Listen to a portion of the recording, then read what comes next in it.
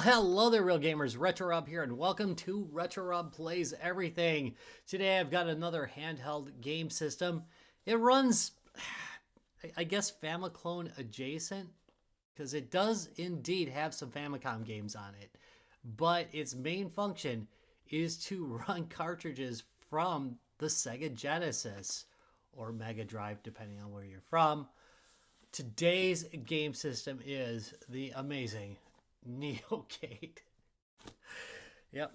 And we're going to start this like we always do by taking a look at the front of the box. Neocade MD200. Neocade Games Expert. It's a games expert. Portable MD console. That's right. Mad Dog 2020 console. 12 Mad Dog games cartridge and 18 NES games built in.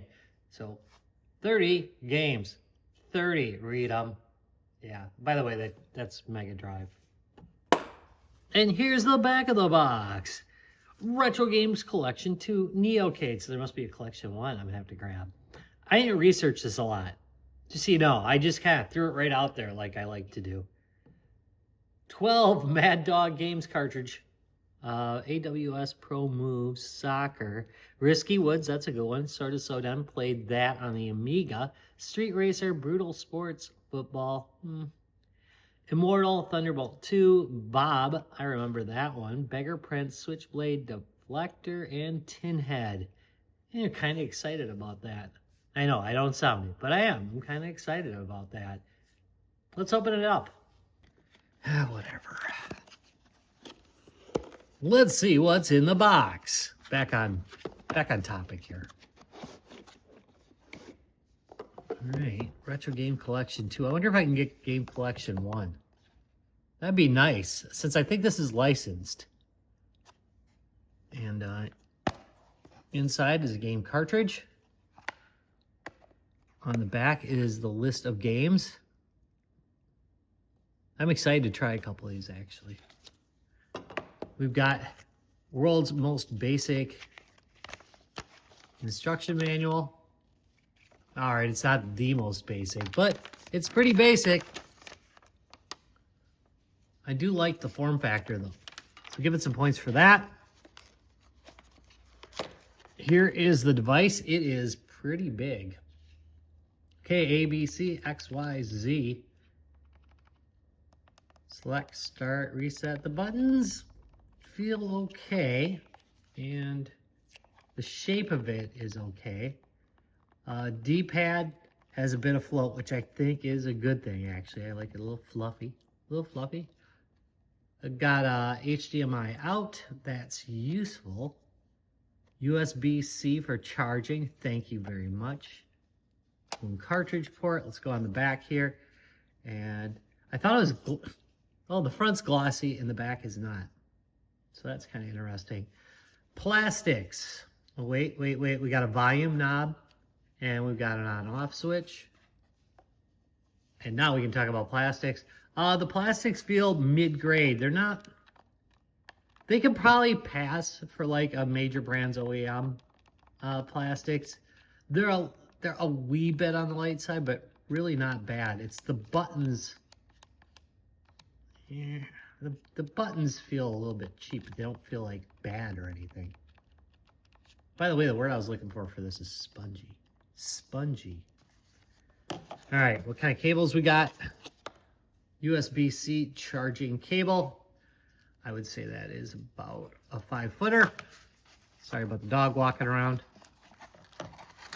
She likes to do that during my videos to throw them off. And, oh, look at that. HDMI. That's right, HDMI cable. Quality on both. Quality on the USB cable is pretty good. Quality on the Poppy is pretty good. And the quality on this guy is actually, this one's better than many of my HDMI cable. This actually feels really thick and rubbery. This is a nice cable right here, guys. No complaints. This is like, yeah. Boy, I'm gonna talk more about the cable than I talk about the console. Don't worry, we'll be talking more about the console. And this guy's about I would say about a 4-footer. So it's long enough. All right. Got all this together. We're going to do some testing and see how things go. It's been a few days and I think I've got enough gameplay under my belt now to give you a decent first impressions video. First things first, let's talk about Genesis cartridges. This is the way you insert it, with the label facing towards you. It can sometimes be kind of difficult to do that, but just stick with it and don't force it in there. Eventually, you'll get it. All right, next thing you need to know is it's not immediately obvious how you're going to actually run the cartridge, because if you turn it on, it'll just come to this screen, which has the NES games. Hit B. The selector will switch down to here, switch over to MD cartridge, and hit A again. And then, in 10 years, your game will start. There we go. Fix It Felix Jr. And here we go. And yeah, I already knew the answer to this. No, it doesn't work. It does work on my Retro Freak, so that means compatibility here is going to be a little bit spotty, just so you know. It does definitely run some aftermarket games, like some not actually Sega release games. However, it doesn't always run them. All right, this is Block'em Sock'em by John Hancock for the Sega Genesis. As you can see, the cartridge runs just fine. Here we go. And this is a puzzle game. Okay, how are we going to do this? Let's see. Start with that. But what I wanted to show you anyway is that the screen looks really nice and bright and clear. It's a good looking screen.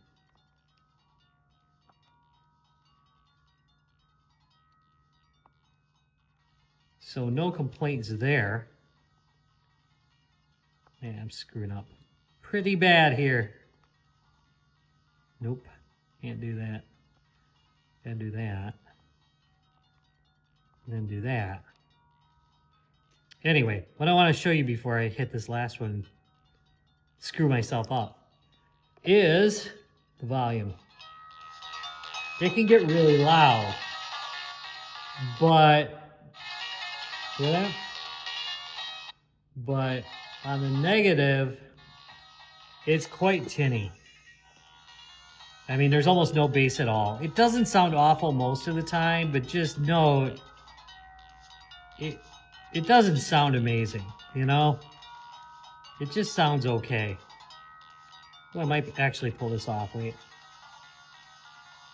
Booyah. Whew, by the skin of my teeth. By the way, this is number 50 of 50, signed by John Hancock himself. So I got John Hancock's John Hancock. Since this thing comes with its own multi-cart, I figured, hey, let's put in the Super 112-in-1. See how that works in here. Should work, right? I mean, that would make sense. And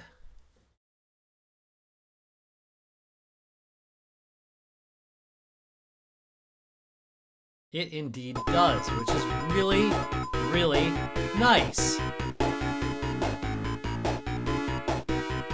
Play some Vector Man. See how that goes, because that's kind of a, you know, high-end type of game.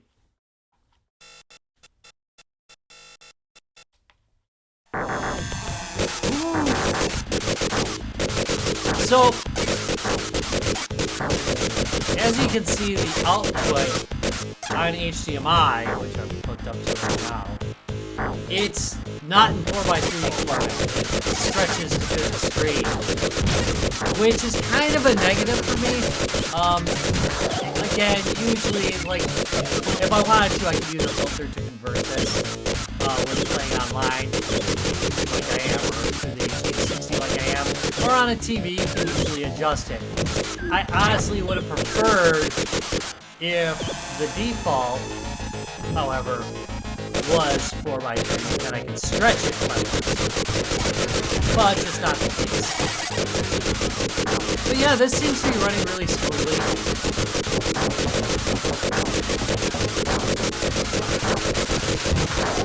It takes so much to kill in this game. Like, the enemies are just like freaking bullet sponges.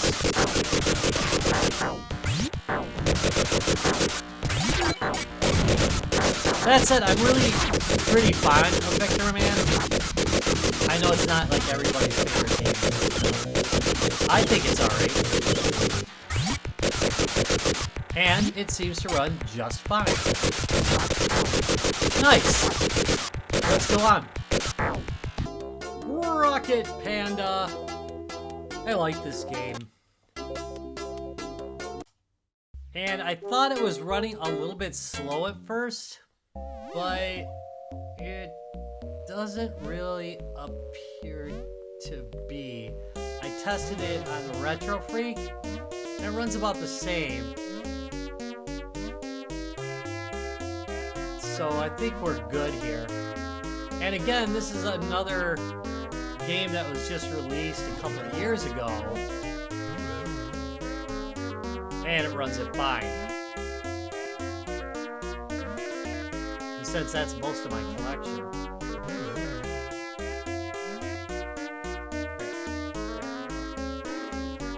Get that bonus. Get that bonus. There we go.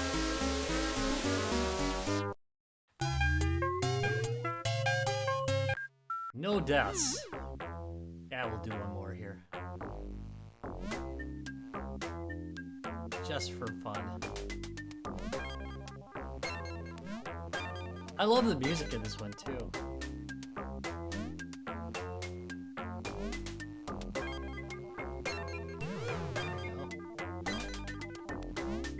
Don't hit the spikes. Alright, let's go with this. Need the key to leave. Don't leave any panda babies behind.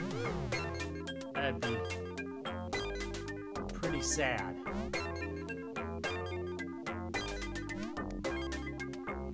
on here. The need to collect like all these little donuts is just built in, man. Alright, there we go. Let's go on. Alright, so taking a look real quick through the games that are built into it. Note that I have my recording equipment on 4x3 mode. And of course, that isn't the default output of this. So we got some Nintendo games on it. What an odd selection of games. Here, let's just do let's do this one. Just a weird selection, isn't it? It's not me, right? There we go.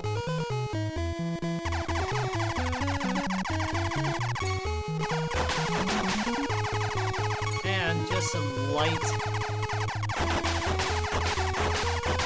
Famicom fare here. That said, the D-pad's working remarkably well. In fact, as far as this kind of device goes, like a game system with built-in Famicom games, this is probably one of the best controllers I've dealt with. Oops. Doesn't make me any better of a player, of course. Oh, come on. Quit running into stuff. Play better, darn it.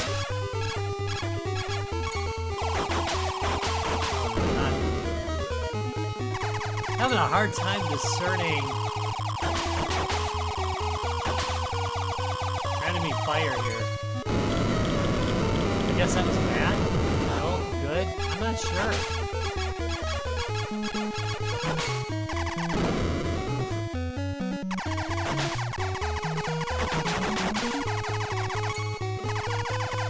is actually pretty fun. Yes, it is. I like it.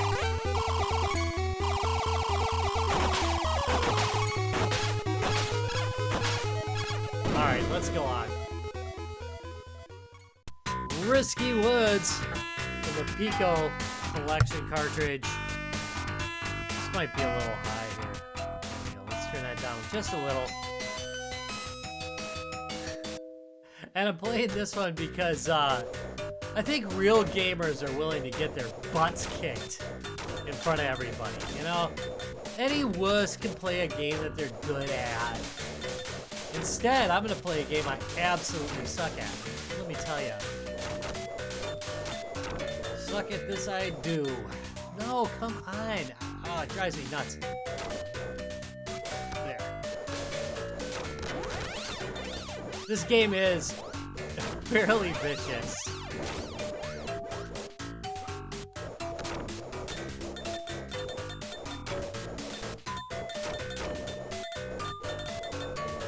Oh, I'm gonna die. Oh, no, don't!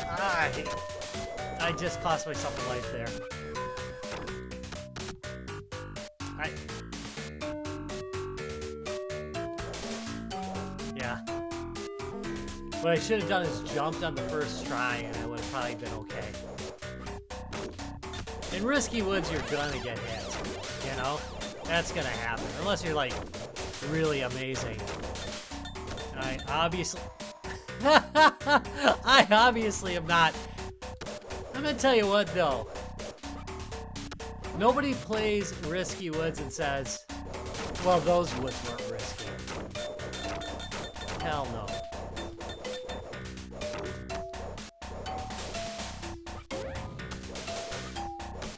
There you go. Dem was some risky woods. Beautiful and brutal. I haven't played this game in a long time in the show, but don't be hating. Don't be hating this game, because it really is fun. Alright, let's go on. Alright, let's do some Street Racer by Ubisoft. And, I think this is a very pretty game. Let me know what you think about this one. It's odd, but hear the music? It's so good. So good. Championship! Bronze Cup. Alright, let's do Frank.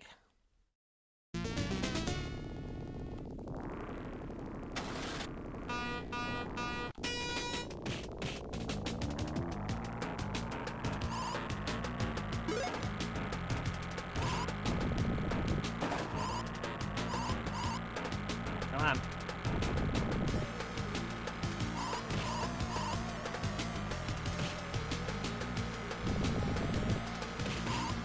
Punch him.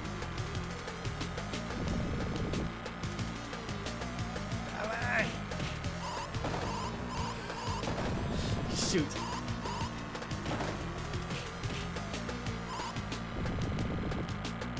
I mean, seriously, look at the graphics on this. I think this is really nice looking. You really gotta let off the corners a little. Also, you get to pick up beer, which... can't complain about that.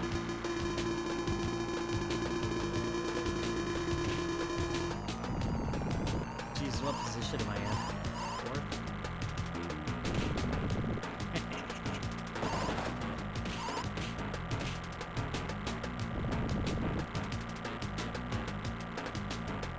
Let's get serious about racing. Come on.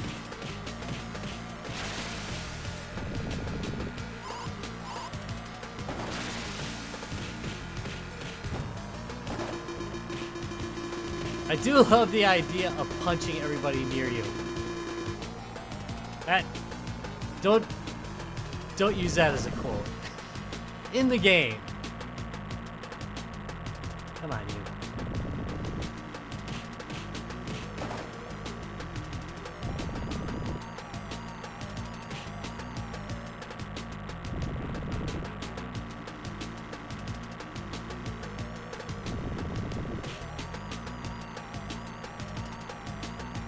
second place. Come on.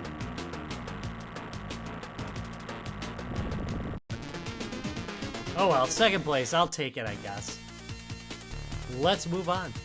Little Lancelot. And I have played this before on this channel, but not in a really long time. And I like this one. This is a game I put in the not ridiculously hard, but not holding your hand category. Get that E. Oh!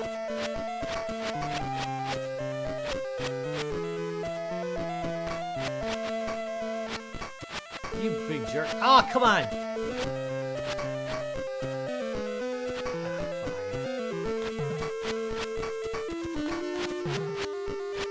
I'm getting owned here. Oh! It's Pitfall!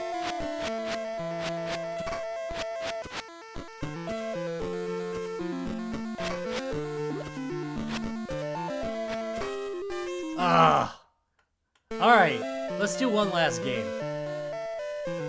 Airbuster. Trouble Specialty.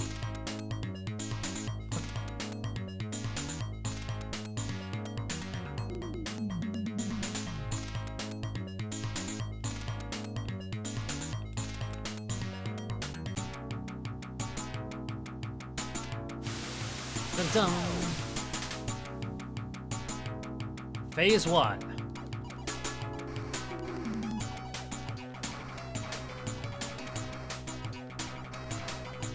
That was close.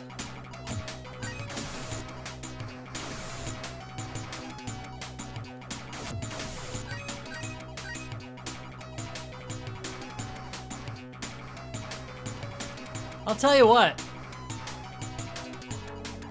This D-pad, no complaints. And even though the buttons are a bit on the chin side, there is no problem actually using them. So I think that's nice. Get rid of that guy.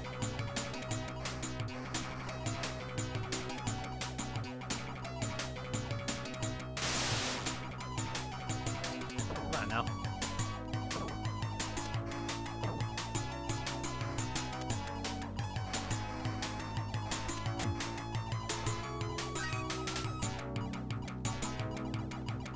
I picked up the wrong goodie.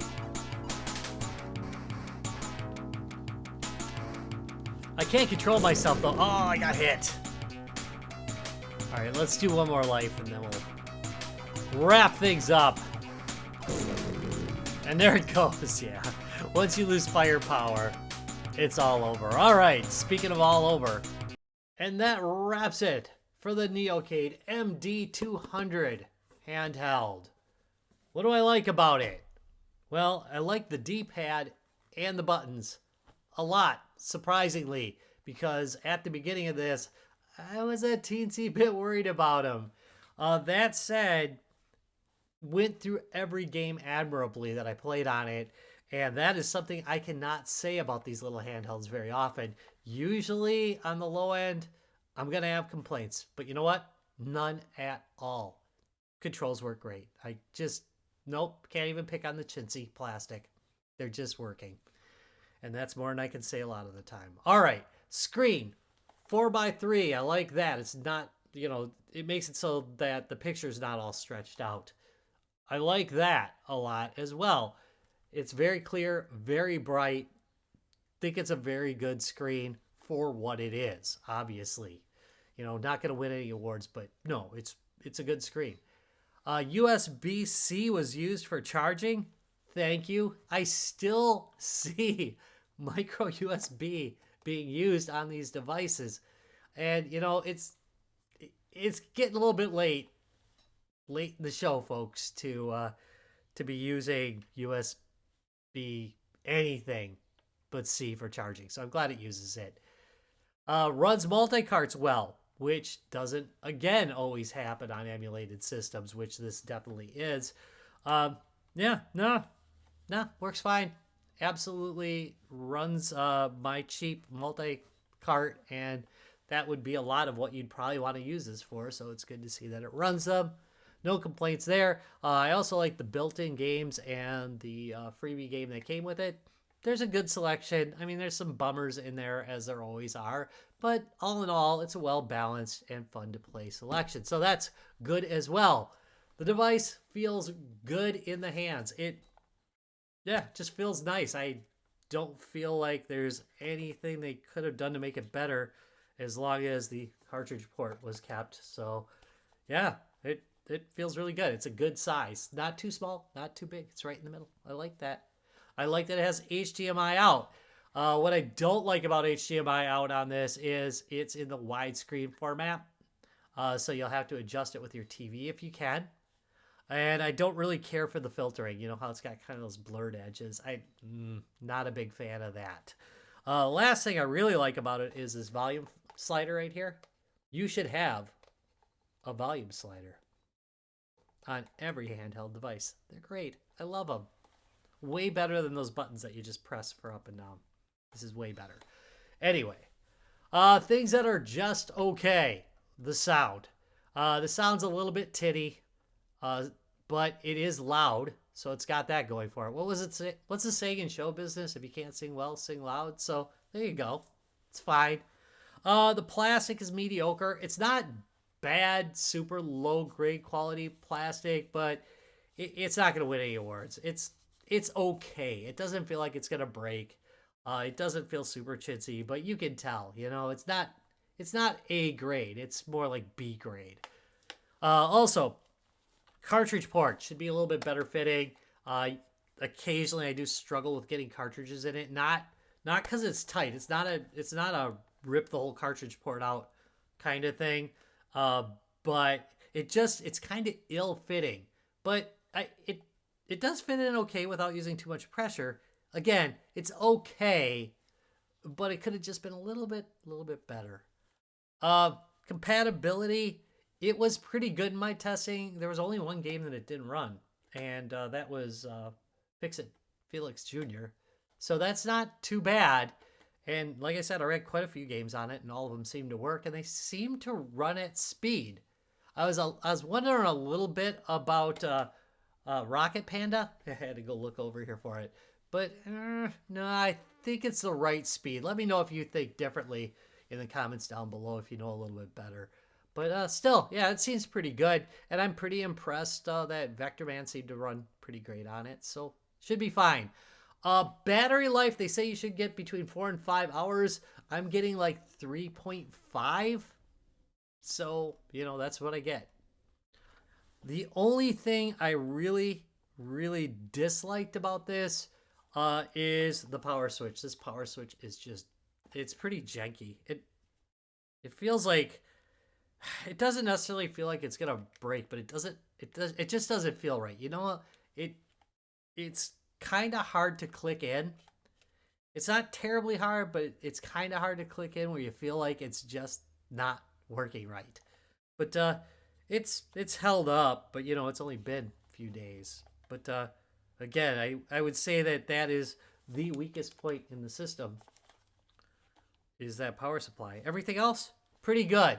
All in all, you know, this thing's less than $50, so I'm going to give it a thumbs up. I like it, and I will continue to use it for playing Sega Genesis games, because it's kind of nice to have a decent Genesis handheld. Yeah, I mean, I had their official handheld, but that thing's screen, unless you change it out, is pretty bad. It's really large. The Nomad, it's really ridiculously large. So this, if you don't want to shell out $300 for a Nomad, you'll probably be pretty happy with this. Anyway, I want to thank you very much for watching this video. If you enjoyed it, give me a thumbs up, ring the bell, subscribe, do all that stuff, and I'll see you in a couple days. Bye.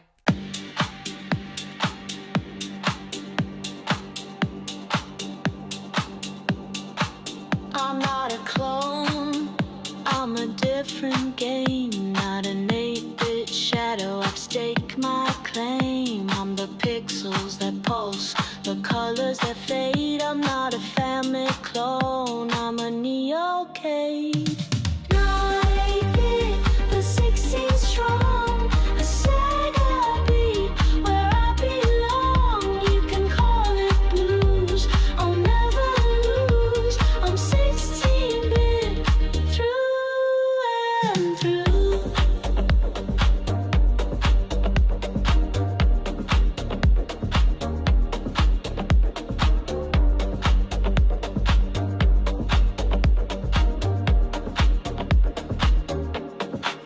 Don't box me in, I'm a level ahead. I'm the vivid dreams in a cartridge bed. Blast processing running in my veins. I'm not your NES, I've broken the chains.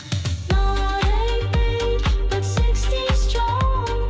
A Sega beat where I belong. You can call it blues, I'll never lose. I'm 16-bit through and through.